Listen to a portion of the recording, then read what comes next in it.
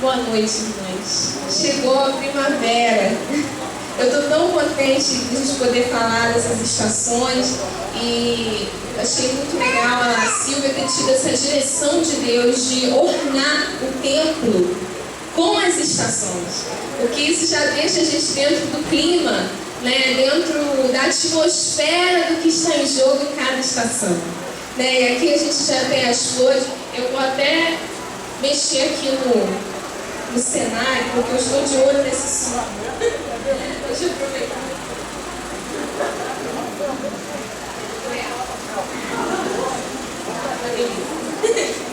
Gente, que coisa linda, né? Lugar aqui todo ornado de flores. E hoje nós vamos falar agora, nesse momento, de outra mulher. Nós já vimos duas estações na vida de duas mulheres, né, que foi a Ruth e a Noemi. E eu fiquei procurando de Deus o que eu poderia falar da primavera, que mulher eu poderia escolher. E conversando com o Leandro no final do dia, em falar nisso, hoje eu estou duplamente bem acompanhada. Estou com a minha sogra e estou com o Leandro, que está filmando aqui. Rapaz, que mundo aí de... Ele está literalmente me filmando. Então, a gente estava conversando, eu estava compartilhando com ele algumas coisas que vieram do meu coração. E aí, quando eu falei da primavera, falando sobre gravidez, sobre gestação, ele falou para mim: você não pode deixar de falar de uma pessoa, que é Maria. Que lindo foi aquela mulher gestar a pessoa que ela gestou. Então, eu queria que você pudesse hoje pensar na primavera a partir dessa mulher de Deus, essa mulher corajosa, né? Então eu queria que você pudesse pensar e meditar comigo. Mas antes eu quero ler um pedacinho da porção da palavra de Deus que está em Gênesis 18:10, que diz assim: então disse o Senhor, voltarei a você na primavera, e Sara, sua mulher, terá um filho. E Sara escutava a entrada da tenda atrás deles. Essa é uma outra mulher que viveu uma primavera na vida dela, né? Eu achei muito curioso que no texto bíblico diz que o anjo veio num momento, numa estação da vida de Sara, profetizou a gravidez dela e disse que na primavera ela já estaria com aquele milagre consumado, ela estaria gestando um bebê, aquele bebê que eles esperaram quase 90 anos, né? Ela já estava com 90 anos quando ela foi engravidar de Isaac. Então essa é uma história também que me marcou muito, e o texto relaciona a gravidez, esse versículo específico, com a primavera. Então, o que eu queria dizer para você de algumas informações específicas sobre a primavera é que a primavera ela é também, assim como o outono, uma estação de transição. Né? Ela é um período que, assim como o outono, que a gente não está nem muito longe do sol, nem muito perto do sol. A gente está nesse processo de ou se distanciar do sol no inverno, ou de se aproximar do sol no verão. Então a gente está nesse processo. E esse período específico é o período de crescimento das folhas e das flores. Né? E as flores, essa beleza que a gente vê aqui, ela tem uma função específica. A beleza é para a procriação, é para o crescimento, é para a multiplicação. Então, normalmente, os insetos ficam atraídos pelas cores das flores e vai lá meter o dedo na flor e vai catar lá o pólen, né? Que é onde eles fazem lá o mel, né? Vai se meter ali dentro da florzinha para ver se acha alguma coisa interessante. Aí nessa história de ir numa flor e em outra, ele acaba procriando, né? Começa a multiplicar aquela planta. Então eu acho muito curioso. Esse período da primavera também é muito conhecido como ser também um momento de procriação dos animais. Os animais, eles têm um período específico em que, tanto que os animais, quem tem cachorro sabe, né, gato, que eles não estão todo tempo, a todo momento, prontos para procriar. As fêmeas, por exemplo, elas têm o momento do cio, né, que é aquele momento do ciclo reprodutivo, que elas estão férteis. Então, elas estão mais aptas ou dispostas a procriarem, a se relacionarem com o parceiro. Então, essa é uma informação que eu deixar para vocês. Na primavera, então, é quando se gera a vida. E no outono, que a gente falou mais cedo, é quando essa vida, ela surge, né? Uma coisa é a gente gerar a vida, né? A gente ficar lá na gestação, gestando o bebê. E aí tem uma outra fase da nossa vida, que é quando o bebê nasce. No caso das plantas, né? A gente vai lá gerando pelas folhas, né? Pelas flores. E aí, daqui a pouco tem o final da gestação daquela planta, que é o fruto. Quando aquele fruto está lá naquela árvore, aquele fruto maduro de preferência, para a gente poder pegar e desfrutar dele.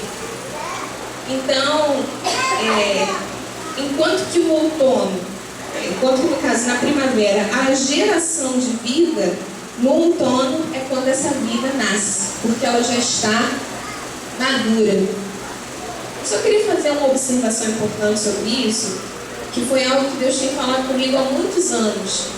Deus tem falado comigo que maturidade é diferente de crescimento. O nosso país, por exemplo, ele teve um momento de crescimento, né? No período do governo de Lula, a gente teve um momento de crescimento, né? De investimento, de liberação de crédito. Só que a gente começou a crescer e se ouviu os economistas dizendo que a gente estava num crescimento acelerado, estava demais.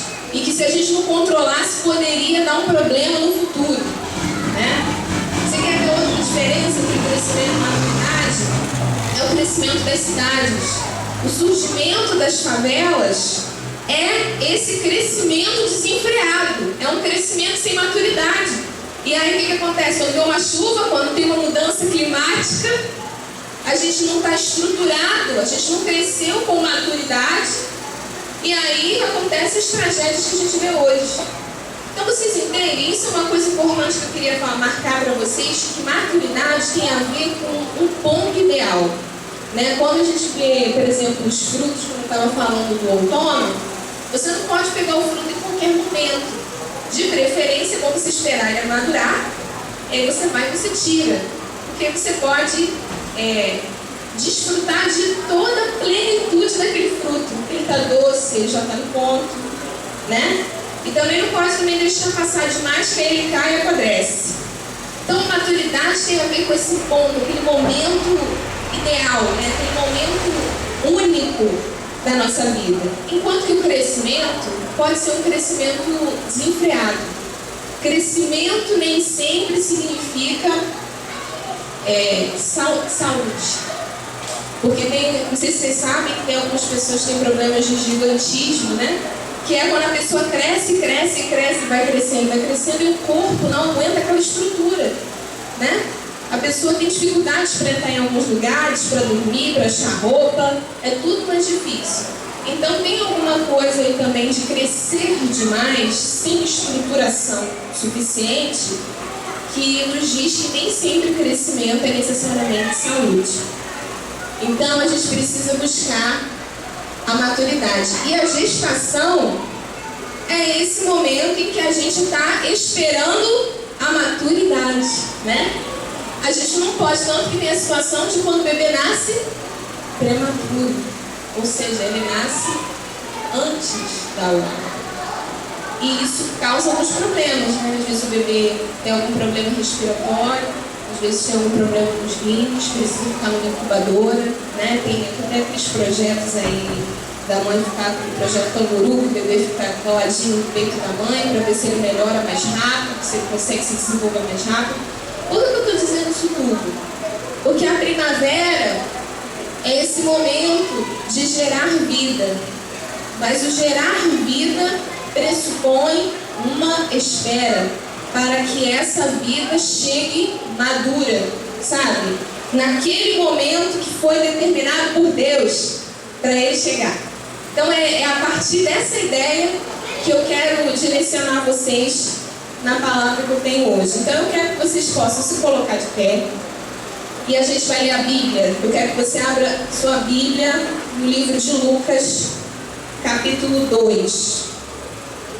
Lucas,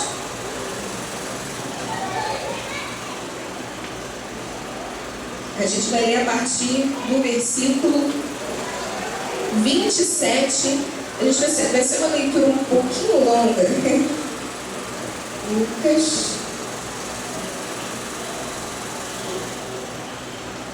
Será que eu abri o texto certo?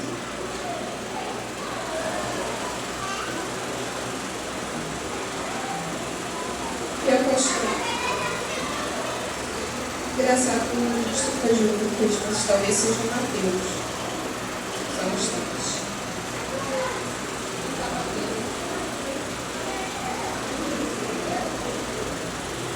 É Lucas 1, desculpa. Eu vou ler um capítulo. Lucas 1.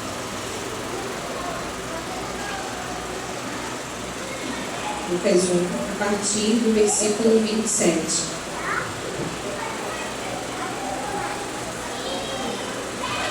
Então vamos fazer o mesmo esquema para a gente fazer de uma maneira dinâmica, que eu possa ler um versículo, vocês leem outro. Eu vou começar então. Diz assim: a uma virgem prometida em casamento a um certo homem chamado José, descendente de Davi, o nome da virgem era Maria. O anjo, aproximando-se dela, disse: alegre-se, agraciada, o Senhor está com você. Maria ficou perturbada com essas palavras, pensando no que poderia significar essa salvação.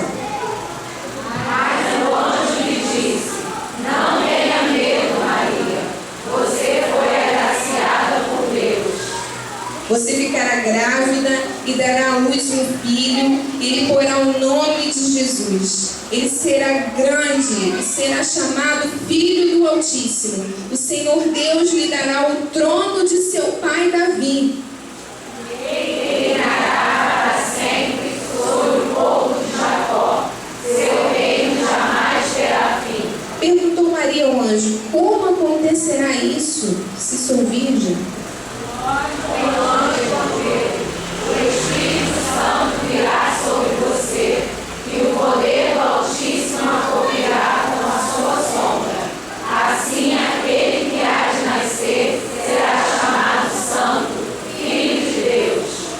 Também Isabel, sua parenta, terá um filho na velhice. Aquela que diziam ser estéril já está em seu 6º mês de gestação. Pois nada é impossível para Deus. Respondeu Maria: sou serva do Senhor, que aconteça comigo conforme a tua palavra. E o anjo a deixou. Naqueles dias, Maria preparou-se e foi depressa para uma cidade da região montanhosa da Judéia, Onde entrou na casa de Zacarias e saudou Isabel. Quando Isabel ouviu a saudação de Maria, o bebê agitou-se em seu ventre, e Isabel ficou cheia do Espírito Santo. E em alta voz exclamou: bendita é você entre as mulheres, e bendito é o filho que você dará à luz. Mas porque sou tão agraciada, ao ponto de me visitar a mãe do meu Senhor. E logo que a sua saudação chegou aos meus ouvidos, o bebê que está em meu ventre se agitou-se de alegria. Feliz é aquela que creu, se cumprirá aquilo que o Senhor lhe disse. Gente, aí agora vai ter um cântico lindo de Maria, mas eu vou pular para a gente não ficar estendendo isso muito, mas eu recomendo a você a ler esse louvor de Maria a Deus quando ela sabe, e ela conversa com Isabel sobre a gravidez. Então eu queria pular agora para o versículo 57. Se a gente puder continuar. Eu vou ler aqui o 57 e aí vocês vão lendo comigo, tá bom? Quero ler aqui, 57. Ao se completar o tempo de Isabel dar à luz, ela teve um filho. Seus vizinhos e parentes ouviram falar da grande misericórdia que o Senhor lhe havia demonstrado e se alegraram com ela. No 8º dia, foram circuncidar o menino e queriam dar-lhe o nome do pai, Zacarias. Mas sua mãe tomou a palavra e disse: não, ele com esse nome. Então fizeram sinais ao pai do menino para saber como queria que a criança se chamasse. Ele pediu uma calbinha e, passando de todos, escreveu: o nome dele é João. Imediatamente sua boca se abriu, sua língua se soltou e ele começou a falar louvando a Deus. Todos os vizinhos ficaram cheios de temor, e por toda a região montanhosa da Judéia se falava sobre essas coisas. Todos os que ouviam falar disso se perguntavam: o que vai ser este menino? Pois a mão do Senhor estava com ele. E aí, Zacarias também dá um hino de louvor a Deus. E eu também queria pular, mas eu queria ler um pedacinho desse louvor, porque tem uma palavra poderosa aqui, que está no versículo 76, se você acompanhar comigo. Eu vou ler aqui. Ele falando de João, seu filho. E você, menino, será chamado profeta do Altíssimo, pois irá diante do Senhor para lhe preparar o caminho. Podem ler, 77. Para dar ao seu povo o conhecimento da salvação, mediante o perdão dos seus pecados. Por causa das ternas misericórdias de nosso Deus, pelas quais do alto nos visitará o sol nascente. Para brilhar sobre aqueles que estão vivendo nas trevas e na sombra da morte, e guiar nossos pés no caminho da paz. E o menino crescia e se fortalecia em espírito, e viveu no deserto, até aparecer publicamente a Israel. Amém. Deus abençoe a leitura da sua palavra, vocês podem se assentar. Que história linda! Eu fiz questão de poder escolher falar de Maria, mas eu queria escolher um texto que mostrasse esse encontro de Maria com Isabel.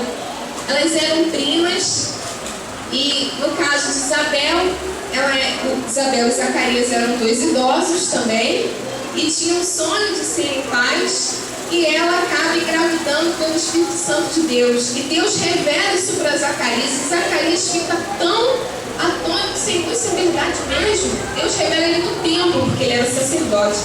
E ele duvida, e o anjo disse: você está duvidando? Então você vai ficar sem falar até seu filho nascer. Só vai falar quando ele nascer. Eu achei muito curioso isso. E, quer dizer, eles estão vivendo esse momento. E nesse momento em que eles estão vivendo isso, também acontece essa situação com Maria. Mas no caso de Maria nem tinha casado. Maria estava prometida a casamento a José.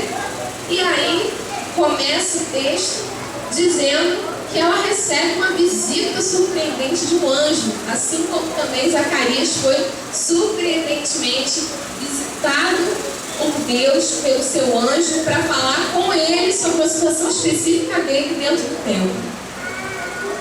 Então, irmãs, o que eu queria falar para vocês sobre a primavera é que a primavera é tempo de surpresas, né? O novo de Deus, ele sempre nos surpreende. E surpreende, assim, com coisas assim: que bom que Deus fez isso por mim, que eu estava esperando por isso. Ou, nossa, Deus me deu agora essa responsabilidade, que Deus me ajude agora, né? Coisas que a gente esperava, coisas que a gente não esperava. Mas Deus é um Deus que surpreende. Tem até uma música, acho que do Davi Sasser, que fala sobre isso: Deus que surpreende. Eu fiquei assim, realmente, nosso Deus é um Deus assim que surpreende a gente. Na semana passada mesmo, eu também passei por uma surpresa. Eu estava trabalhando, eu trabalho em 2 municípios, e um deles está passando por um momento muito difícil. Não está se pagando os funcionários direito, os pacientes ficam sem medicação. E aí a gente resolveu fazer uma manifestação na rua, falar com as pessoas e tudo. E eu estava lá no meio da rua, né, falando com as pessoas: gente, o serviço está assim, tá assim. E aí o chefe do serviço estava na rua e me viu. E ele falou: vem cá, eu quero falar com você. Aí eu pensei: é hoje que eu vou perder o meu emprego. Porque ele vai falar para mim: o que você está fazendo aqui? Você tinha que trabalhar, você não tinha que fazer greve, você não tinha que fazer paralisação nenhuma, tarará. Assim, eu quero que você vá lá na minha sala, daqui a pouquinho, e eu quero falar com você. meu Deus, eu acho que eu vou perder meu emprego mesmo. Mas sabe uma coisa, eu senti de Deus que eu estava fazendo a coisa certa, que eu tinha que me posicionar daquela maneira. E acabou que quando ele foi conversar comigo no final do dia, foi para me oferecer para eu trabalhar com outro serviço. Assumi um carro de chefia. Aí eu falei, ué, eu pensei que eu ia ser mandado embora e o senhor me oferece o carro de chefia. Ele, pois é, como é que pode, né? E eu falei, como é que Deus me surpreendeu nessa hora? Eu juro pra vocês, gente, eu pensei que eu ia perder o emprego e acabou que Deus fez exatamente tudo o contrário, né? Mas é aquela coisa, pode ser muito legal, mas também é uma baita de uma responsabilidade. Já que eu acabei de contar pra vocês que eu estou passando por milhares de problemas. Mas por que eu estou contando isso pra você? É para poder exemplificar que o nosso Deus é um Deus de surpresas. Ele é um Deus que faz coisas que às vezes a gente não espera, né? Ele é um Deus assim, né? E a época da primavera é uma época assim, né? A gente está lá, uma abelhinha vai numa flor, uma na outra, e de repente, uma delas é fertilizada, né? Às vezes as pessoas estão lá no começo da vida conjugal e de repente vem um bebê, né? Às vezes a gente está num momento difícil e Deus vai lá e arranja um emprego para a gente que a gente estava precisando naquela hora. Nosso Deus é um Deus que nos surpreende com os seus planos. Porque é aquela coisa que o próprio salmista diz, quem conheceu a mente do Senhor e quem foi o seu conselheiro? A gente não sabe. A gente sempre vai ficar atrás, porque os pensamentos de Deus sempre são mais altos do que os nossos, né? Sempre mais elevados. Então é meio difícil a gente conseguir captar, às vezes, algumas coisas. Às vezes, Deus, por graça e misericórdia, é assim, me dá uns vislumbres, às vezes dá uns avisos. Ó, meu filho, pode ser que aconteça isso. Aí quando acontece, a gente até nem se surpreende tanto, mas ainda assim a gente fica muito contente, né? Então, no caso de Maria, aconteceu isso. Nesses versículos 28 a 31, você vê o anjo dizendo, alegre-se, minha filha, aconteceu algo muito bom com você. E Maria, aconteceu, eu não estou nem sabendo o que foi que aconteceu. Aí o anjo vai lá e começa a contar para ela o que aconteceu com ela. E ele diz, não tenha medo, porque é isso, surpresa é muito bom, mas também pode ser uma baita, né, responsabilidade. Então, obrigada, irmão. Então é isso que acontece na primavera. A primavera é tempo de surpresa. A primavera também, meus irmãos, é tempo de impossíveis. Tem um versículo específico aqui que diz, no versículo 37, é um versículo pequenininho, mas poderoso, que diz, pois nada é impossível para Deus. E isso o anjo fala para Maria, logo após ele ter falado, olha, Deus está fazendo isso com você, mas não está fazendo só com você não, também está fazendo com Isabel, que estava lá esperando, e ela já está com 6 meses de gestação. Então, quer dizer, não dava nem para pensar, não, isso aí é alarme falso, é gravidez psicológica, ela já estava 6 meses lá com a barrigona, com o bebê gerando lá João Batista. Então, Deus é o Deus que faz coisas impossíveis. E, gente, impossível não é aquelas coisas só miraculosas. A própria vida, a própria concepção é algo que nós não conseguimos explicar até hoje. Eu me lembro na faculdade, quando eu assisti um professor que era filósofo dando aula, e ele dizendo que ele estudou física quântica, e ele dizendo que a física explica a vida como sendo uma perturbação numa linha reta, né? É aquela coisa daquele monitor que mede os batimentos cardíacos, quando a pessoa morre, fica aquela linha reta, né? Aquela linha reta lá. Então, quer dizer, a morte é quando não tem perturbação nenhuma, né? E ele diz que uma hora acontece uma perturbação naquela linha e puf, aí começa lá, vamos ver lá. E um dia, um belo dia, aquela força se vai e aquela linha fica reta de novo. Bem, isso é a explicação deles. Mas eu acredito que a própria vida é um milagre, porque a gente não conseguiu uma explicação plausível, né, que nos convencesse de como que é realmente que a vida começa. Eu só posso entender que é a vontade de Deus, que é a palavra de Deus. Teve aí uma concepção? Vai nascer, não vai nascer, vai gerar, não vai gerar. Nosso Deus, Ele é assim, né? Ele gera vida, e a própria vida é um milagre. E agora eu queria fazer um parêntese aqui, muito importante. Eu tenho no meu coração muito forte um posicionamento em relação ao aborto. Eu sou totalmente contra a prática do aborto, por um motivo muito simples, que não tem nem relação com a religião. Eu estava até conversando isso com meu marido antes de vir para cá, que se a vida na nossa sociedade não for um bem supremo, aonde que nós vamos parar? Tem algumas coisas na sociedade que precisam ser inegociáveis, como matar outra pessoa. Isso não pode. Não importa se eu sou religiosa ou não, isso não é possível de ser feito, né? Nós pactuamos isso, nós acordamos, a nossa sociedade acordou que matar outra pessoa não é lícito. Então, eu entendo que a concepção de vida, que é um milagre, isso eu acredito, mas as pessoas podem achar que é outra coisa. Mas de qualquer maneira, é algo que tem uma força própria, que surge sem a gente controlar, e a gente que vai dar fim a ela. Eu acho o seguinte, que diante da vida, nós só temos que respeitá-la e cuidar dela, né? Uma palavra que Deus falou no meu coração, quando as pessoas diziam, mas quem é que vai cuidar dessa criança? Essa pessoa está dizendo que ela não quer? Eu falei, bem, a palavra de Deus me garante que se não é seu filho, é nosso filho. Não é isso? Quando a gente vê muitas crianças aí que não têm amor, que não têm cuidado, se elas não são filhos daquelas pessoas a quem Deus deu o dom e deu o milagre da vida, nós que respeitamos a vida, nós que vivemos sobre a ideia e debaixo da compreensão de que Deus nos deu vida e vida em abundância. Então, nós temos que cuidar de tudo que é vida, porque isso é de Deus, isso provém de Deus, isso não vem do diabo. Mas o diabo quer perverter tudo. Então, isso é uma coisa que eu gostaria muito de compartilhar com vocês, meus irmãos, porque esse é o mal desse século. As pessoas estão tentando legalizar esses tipos de prática.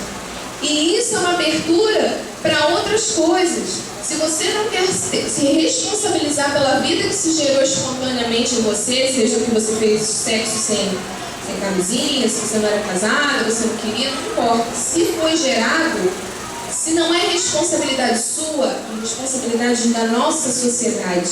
Nós então cristãos, somos mais responsáveis ainda, porque nós entendemos. Eu não vou aguentar, eu tenho que sempre contar uma história. Eu estava contando para minha sogra quando eu estava vindo para cá que eu ouvi um testemunho do pastor Wesley, que é o pastor da segunda igreja daqui da Bela Vista, em Rio Bonito. E ele fez uma viagem que eu tenho um sonho de fazer. Eu estou orando a Deus, eu até falei com o Leandro se ele me liberar, ele disse que me libera, se Deus me der as condições, que eu quero muito ir à China. Quero muito dedicar parte das minhas férias, se Deus me permitir. Porque quando o pastor Wesley falou sobre aqueles assuntos e quando eu pude ter a oportunidade de encontrar os missionários com quem ele esteve, eu encontrei com eles pessoalmente, conversei com eles, eu fiquei muito mobilizada. E eles contaram que na cultura chinesa tem a determinação de que só pode ter um filho. Se você tiver mais de um filho, a multa é quase de um carro zero. Se você tiver um filho, um segundo filho, você vai ter que pagar uma multa equivalente a um carro zero.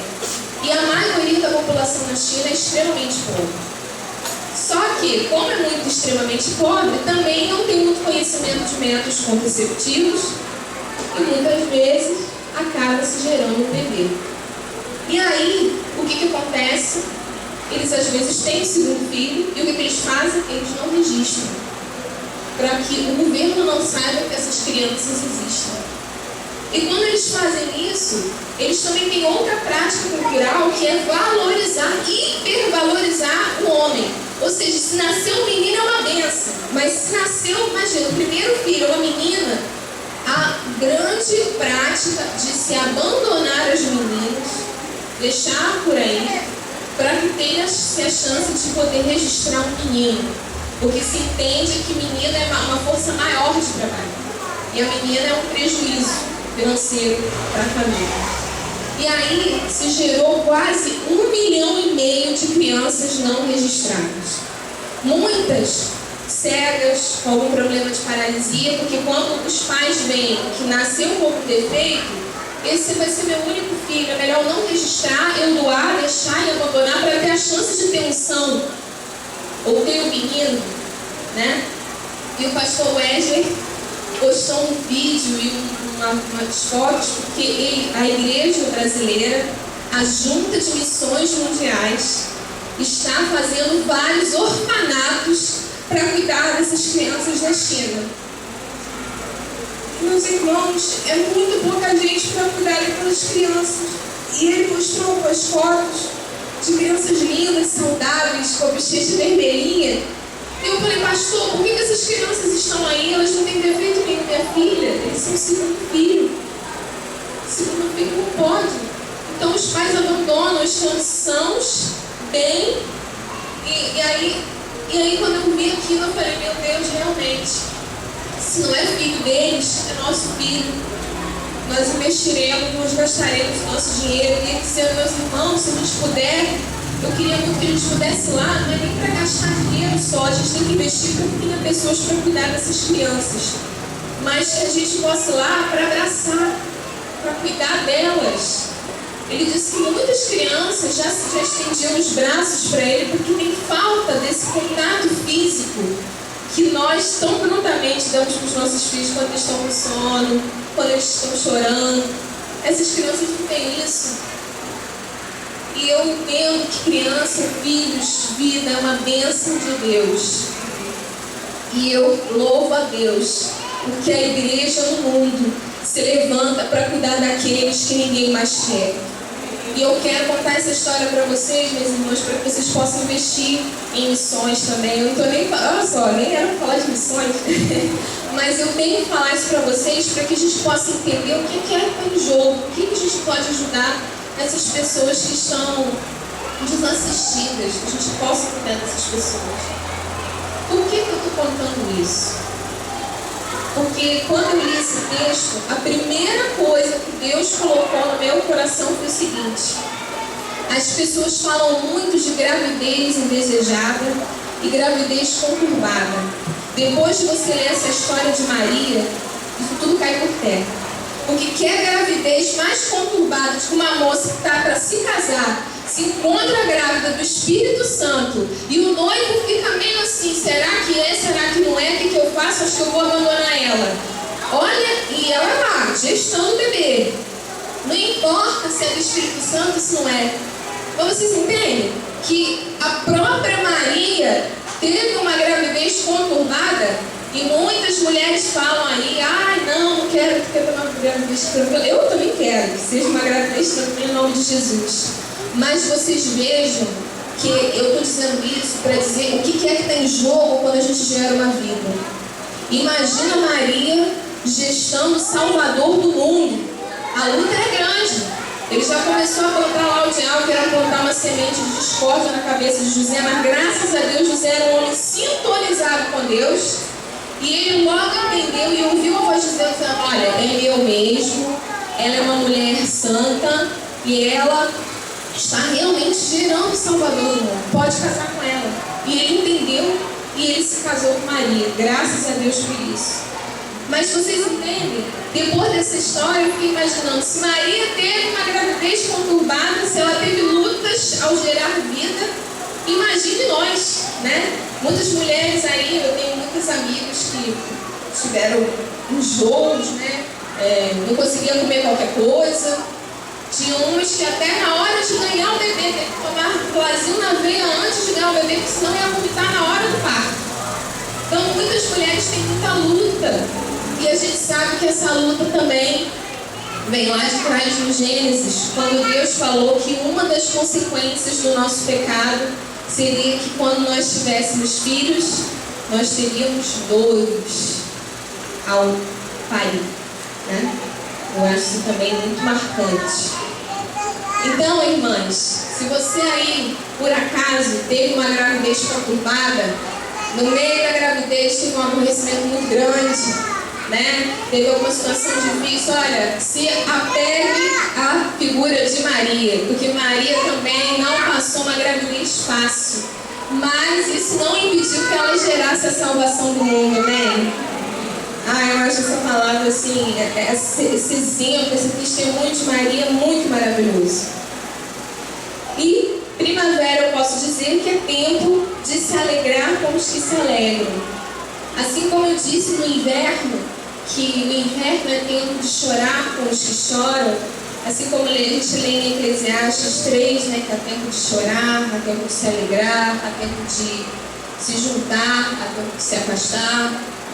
A primavera é esse tempo da gente se alegrar, porque a alegria do Senhor é a nossa força. Então, é muito lindo poder ler nesse texto, aqui nos versículos de 39 a 42, eu vou ler para vocês. Naqueles dias, Maria preparou-se e foi depressa para uma cidade da região montanhosa da Judéia, onde entrou na casa de Zacarias e saudou Isabel. Quando Isabel ouviu a saudação de Maria, o bebê agitou-se em seu ventre. Isabel ficou cheia do Espírito Santo. É muito lindo, porque olha só, Maria recebe essa notícia de que ela ia gerar um bebê, mas também recebe a profecia de que a sua prima Isabel estava grávida de 6 meses. E qual é a primeira atitude de Maria? Se desesperar, explicar para José por que ela estava grávida, porque o anjo disse isso, não nem precisou, né? Porque o anjo foi lá e disse pessoalmente para José. Ela foi lá visitar Isabel, que também estava vivendo um milagre. Então, a primavera é esse momento da gente viver a comunhão. Eu acho que aqui na blusa, deixa eu ver a blusa de alguém aqui. Levanta aí, meu irmão, por favor. Ó, a gente vê aqui que o inverno é a estação do crescimento. A gente pode dizer que é do aprofundamento. Aqui, o outono é a estação do cuidado. É do cuidado mesmo. Se a gente gera fruto, tem que ter um cuidado danado. E aqui, a estação da primavera é a estação da comunhão, que é vinho. E eu cantei com muita alegria esse louvor, porque esse louvor diz assim: encontrar em Cristo bom tesouro, meus amigos e irmãos. Então assim, quando você canta aí, você olha para a pessoa: olha só, encosta o meu tesouro. Meu tesouro é o irmão que está do meu lado, né? Aquela pessoa com quem eu posso estar no mesmo espírito. Olha, se você ler esse texto aqui, preste atenção no que aconteceu. Maria encontrou com Isabel, e o Espírito Santo que estava em Maria também estava em Isabel. E olha que nem havia descido do Espírito Santo, mas como foi uma gravidez milagrosa, o Espírito Santo estava em um, estava em outro. E quando elas se encontraram, as duas vivendo milagre, vocês imaginam a dimensão do negócio, né? Maria lá chegando, gerando Jesus, e Isabel com 6 meses gerando João. E aí tipo assim, eu fiquei tão feliz com a notícia. E aí o bebê começa lá a mexer na barriga dela, nossa, e ela sentiu de Deus. Já Deus também revelou para Isabel que ela também estava grávida e estava trazendo o Salvador do mundo. Então eu acho muito legal quando nós podemos nos encontrar com as nossas irmãs, com os nossos irmãos e nos alegrar. Eu fiquei muito contente.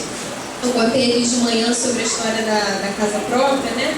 E eu tenho uma amiga de mais de 20 anos, que é a Patrícia. A Patrícia, na verdade, ela tem um jeito dificílio. E eu, quando era novinha, tinha medo de chegar perto dela, porque achava ela muito encrenqueira.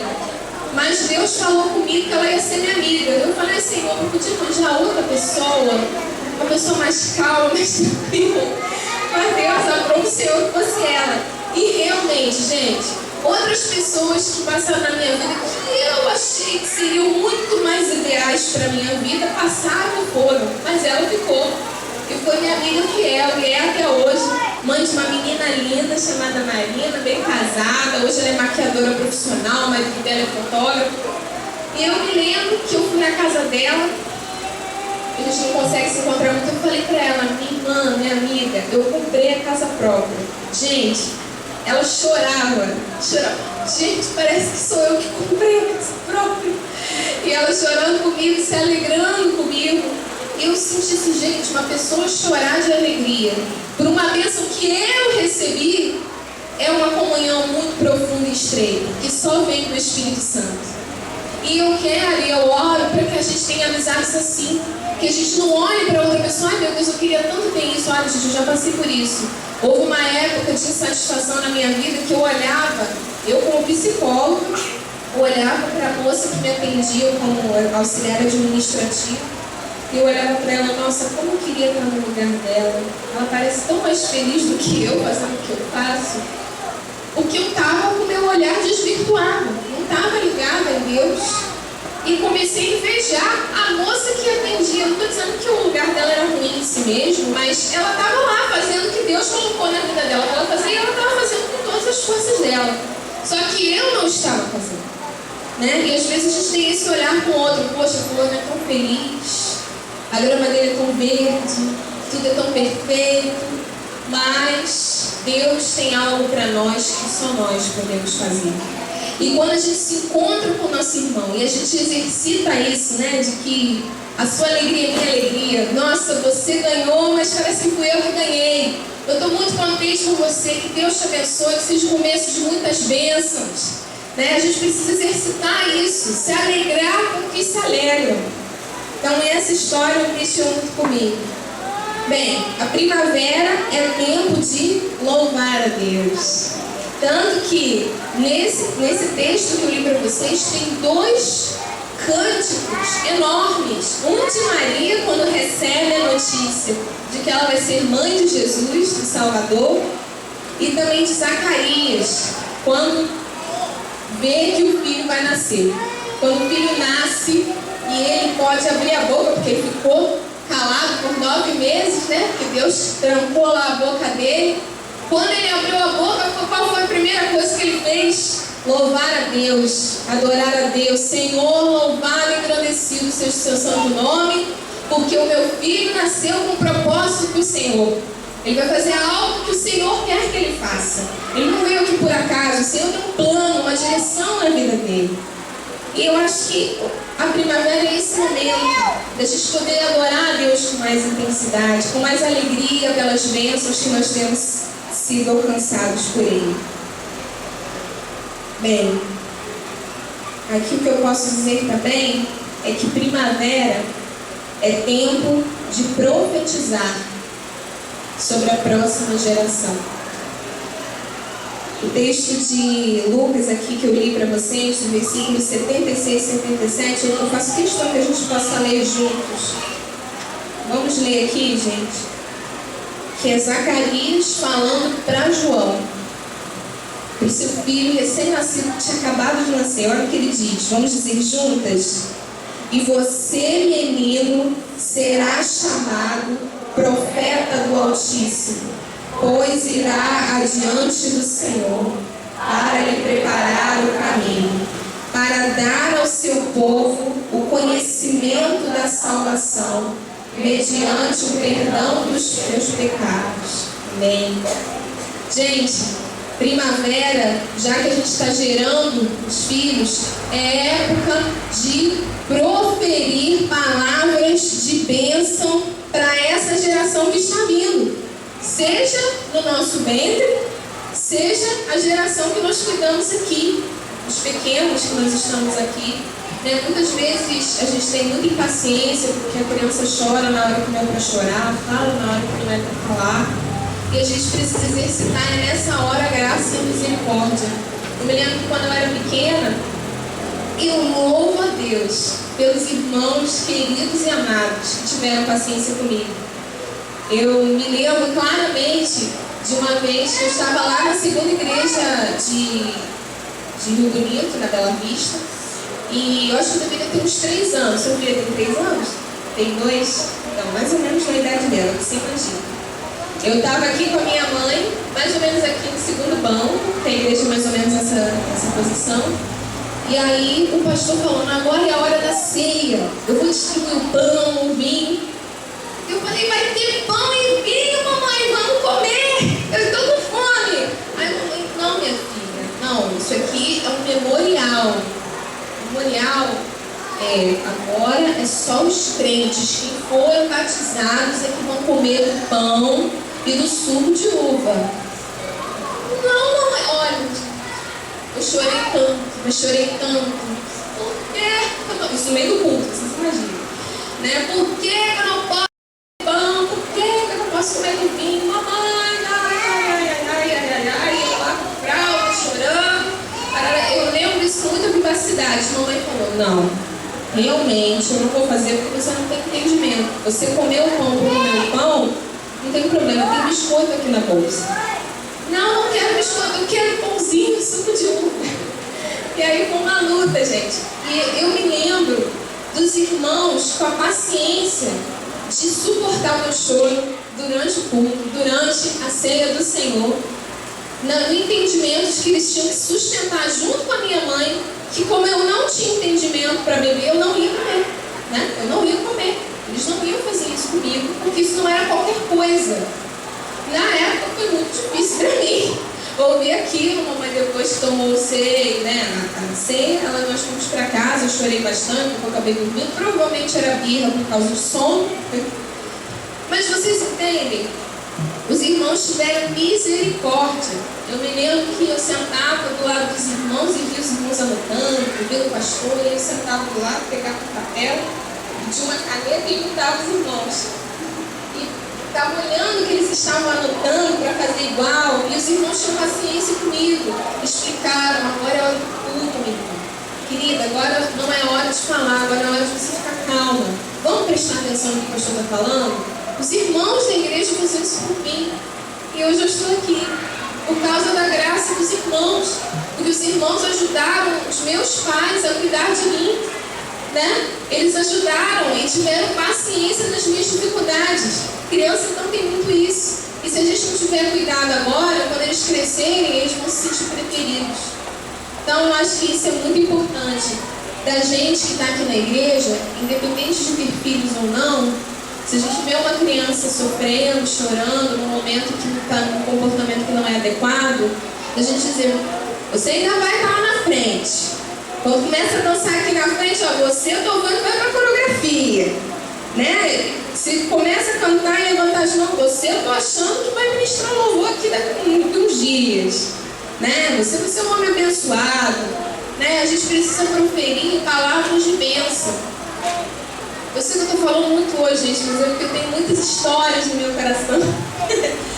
Por exemplo, minha irmã me contou essa semana não, faz uns dias, que ela passou por uma situação muito difícil no supermercado. Ela disse que estava no supermercado fazendo compras e que tinha uma moça com um carrinho de compras e botou a bebezinha dela de 1 ano no carrinho. Enquanto ela fazia compras, pegando as coisas, a bebezinha lá e pegava uma coisa, até que ela pegou um biscoito e derrubou no chão, o biscoito se esfarelou todo. Minha mãe, mas que droga, por que eu trouxe você? Por que você existe? Por causa disso? Por causa daquilo? A mãe ficou descontrolada. E pelo que a gente, minha irmã, percebeu, ela estava com uma dificuldade financeira e estava vendo lá o mais barato, né? Vendo lá o que ela podia comprar. E a bebê, sem saber o que fazer, né? Foi lá e pá, pegou e derrubou. E aí a mãe deu aquele escândalo. Gente, a bebê chorou tanto, sentida, com aquelas palavras ferinas da mãe para cima dela, que ela só sossegou quando a mãe pegou uma daquelas mamadeiras para vender e deu no dela. Tá. Aí minha irmã calhou para a fila do caixa e ia atrás dessa moça, com o bebê. E a bebê lá segurando a mamadeira, mas a mãe não ia levar a mamadeira, né? Só deu ali para interter, parará, e passando as compras. Só que a caixa se distraiu, a bebê deu para ela a mamadeira e ela passou a mamadeira na compra. E a mãe, meu Deus, por que você fez isso, garota? De deu a mamadeira, eu não ia pagar isso. Quanto custa a mamadeira? R$30? Meu Deus, eu não tenho R$30, eu tenho ainda que escolher. Garota, por que você existe? Eu não sei porque eu trouxe você. E a menina chorava, gente. E a minha irmã falou, Senhor, tem misericórdia. Porque às vezes tudo que nós temos para dizer para a próxima geração é só palavras ferinas, palavras de maldição, enquanto nós devemos abençoar e agradecer por aquela vida que existe, porque aquela vida foi trazida a nós para nos fazer melhor. Mas irmãs, o diabo acha brecha onde ele achar. Ele vai entrando e ele vem com fúria. E quando a minha irmã viu aquilo, ela falou, está repreendido em nome nome de Jesus, porque isso aí é influência maligna sobre a vida daquela mulher que estava passando por uma situação difícil. Então, gente, primavera é tempo de profetizar. Profecia significa disseminar a palavra de Deus. Não é falar achismos na minha cabeça, é memorizar a palavra de Deus e proferir essa palavra sobre a geração que está sobre a nossa responsabilidade. É isso. É dizer, né, que você é sacerdócio real, nação santa, povo adquirido por Deus, para viver nas regiões celestiais. Porque em Cristo Jesus somos mais do que vencedores por meio daquele que nos amou. Então, meu filho, você é um vencedor. Meu filho, você é um sacerdote. Você vai ser uma pessoa que vai fazer a diferença nesse mundo. Seja varrendo o chão, seja servindo café. Você vai ser uma pessoa que vai fazer a diferença onde você estiver. É isso que nós devemos dizer. É isso que nós devemos nos comportar. Então eu queria deixar esse desafio para vocês, minhas irmãs, por último, para terminar sobre a primavera, que eu já falei demais, é que a primavera é tempo de crescimento. Eu queria, para terminar, vamos nos colocar de pé? Eu queria fazer um exercício muito mínimo com vocês, mas para a gente poder guardar. No inverno, faz assim comigo, no inverno é tempo de aprofundamento. Faz assim, ó. Aproveita para esticar a coluna. É para aprofundar. É tempo de aprofundar no amor. E na primavera é tempo de crescer. É tempo de crescer na palavra de Deus. Vocês entendem? Assim como no outono e no inverno, nós somos chamados a aprofundar as raízes, ou seja, crescer para baixo. Porque crescer a raiz é crescer para baixo, né? Então, quer dizer, o amor gera profundidade, né? E a profecia, a palavra de Deus, gera crescimento, é crescer para cima. Então, nós podemos crescer para baixo e crescer para cima. Então nós precisamos nos aprofundar no amor. Vamos dizer juntas, nós precisamos nos aprofundar no amor. Então o amor gera profundidade. E nós precisamos crescer na palavra. Porque a palavra gera crescimento. Certo? Amém. Então guarde bem no seu coração. Amor é profundidade. Palavra de Deus é crescimento. É isso que eu tenho para poder compartilhar com vocês sobre a primavera. Assim como no inverno e no outono a gente tem algumas perdas para poder se aprofundar, no caso da primavera a gente ganha beleza, a gente ganha cor, para que a gente possa crescer e multiplicar. Amém? Então, minhas irmãs, vamos orar, vamos fechar os nossos olhos. E eu quero orar por vocês. Eu estou contente porque hoje tem crianças aqui. Eu acho que essa palavra ela não faz sentido sem ser cercada de crianças que são bênção de Deus para nós. Então você pode, crianças, aproveita assim, estica a mão de vocês e bota a mão na cabeça da mãe de vocês aí, Mamãe, que Deus te abençoe, que Deus te dê sabedoria. Estica aí na cabeça dela e ora por ela. Ensinem para eles a fazer coisas boas, né? Então vamos orar, minhas irmãs. Vamos esticar as nossas mãos para umas para as outras, né? Você pode esticar para sua irmã e dizer, eu te abençoo. Eu oro para que você seja uma mulher de Deus. Vamos declarar palavras de bênção, né? Oremos. Senhor Jesus, muito obrigada, Senhor, porque é a tua alegria que nos fortalece. E a tua palavra que trabalha dentro de nós, que revira o nosso solo para que nós possamos ser férteis. Ó Deus, não só férteis no nosso útero, gerando filhos fisicamente, mas, ó Deus, gerando vida em qualquer ambiente que nós estejamos, ó Deus, e gerando filhos espirituais, abençoando vidas, ó Deus, gerando vida nessa sociedade, nessa cidade, ó Deus, que essas mulheres possam ser mulheres férteis, que elas possam ser mulheres que possam gerar vida onde elas passarem, que elas tenham em seus lábios e em seus corações, em todo o tempo, palavras de vida, palavras vindas do Senhor, porque a Tua palavra mesmo nos garante que aquele que crê em mim, do seu interior fluirão rios de água viva. Ó Deus, que flua esse rio do nosso coração, para abençoar multidões, gerações, que crianças saiam daqui conscientes, experimentando da Tua presença, e que isso comece a partir de nós mulheres, que as nossas palavras possam ser para que os nossos filhos conheçam mais a Ti e que possam também transmitir da Tua salvação. É isso que nós te pedimos e te agradecemos em nome de Jesus. Amém, amém, irmãs. Até o verão.